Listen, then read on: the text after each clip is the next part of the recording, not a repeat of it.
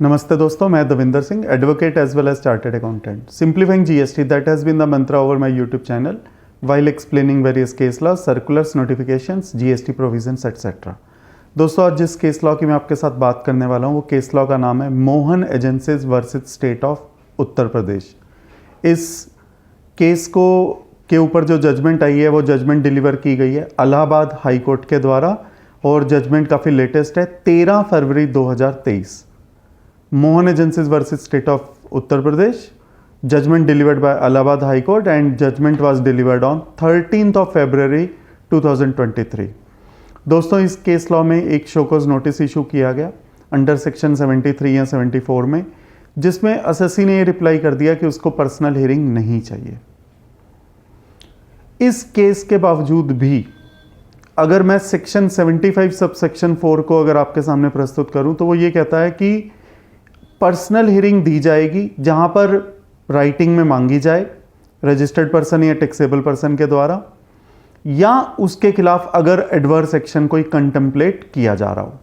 तो इस केस में क्योंकि जो कंटेम्पलेट किया जा रहा था वो ऑर्डर 10 करोड़ रुपए से भी ज़्यादा का है और चाहे असेसी ने पर्सनल हियरिंग नहीं मांगी तब भी डिपार्टमेंट के ऊपर ये जरूरी है कि वो पर्सनल हियरिंग दें, क्योंकि सेक्शन 75 सब सेक्शन 4 यही कहता है कि पर्सनल हियरिंग का दिया जाना जरूरी है जहां पर उसने स्पेसिफिकली मांगी है या उसके खिलाफ एडवर्स एक्शन पास किया जा रहा है. तो इस केस में उसको पर्सनल हियरिंग नहीं दी गई, चाहे उसने लिख भी दिया था मुझे पर्सनल हियरिंग नहीं चाहिए, स्टिल पर्सनल हियरिंग का देना जरूरी है. तो पिटिशनर जो है वो इलाहाबाद हाई कोर्ट को अप्रोच किया इस ऑर्डर के अगेंस्ट में और इलाहाबाद हाई कोर्ट ने सेक्शन 75 सब सेक्शन 4 के ऊपर इस डिसीजन को दिया.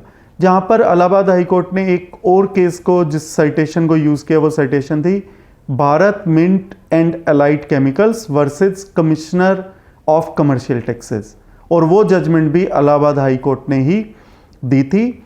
और उसमें डिपार्टमेंट ने ये भी कहा था कि इनकी रिट को मेंटेन नहीं किया जाना चाहिए क्योंकि जो एफिकेशियस रेमेडी है, अल्टरनेटिव एफिकेशियस रेमेडी है, वो अवेलेबल है.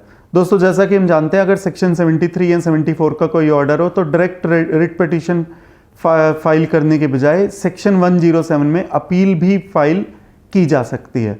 रिट तब फाइल की जाती है जब कोई एफिकेशियस रेमेडी अवेलेबल ना हो या कुछ सर्टेन केसेस हैं जहां जो सुप्रीम कोर्ट ने कुछ इंस्टेंसेस बताए हुए हैं जहां पर डायरेक्टली रिट फाइल की जा सकती है.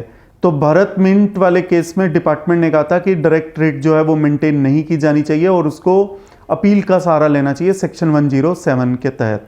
बट हाई कोर्ट ने कहा क्योंकि इस केस में प्रिंसिपल ऑफ नेचुरल जस्टिस का वायलेशन हो रहा है तो रिट जो है वो मेंटेनेबल है.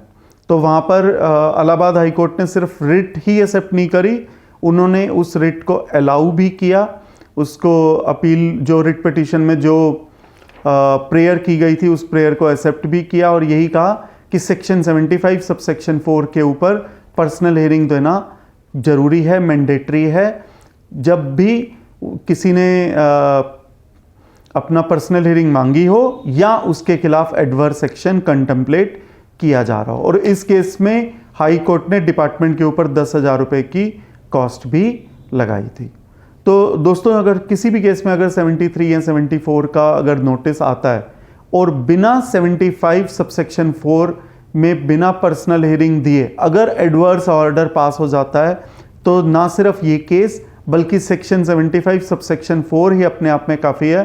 आप अपील में भी जा सकते हैं, रिट का भी सहारा ले सकते हैं रिस्पेक्टिव स्टेट में अपनी रिट पिटीशन फाइल करके. मैं उम्मीद करता हूँ ये केस लॉ आपके बिजनेस एंडेवर्स के लिए, आपके प्रोफेशनल एंडेवर्स के लिए काफ़ी यूजफुल साबित होगा.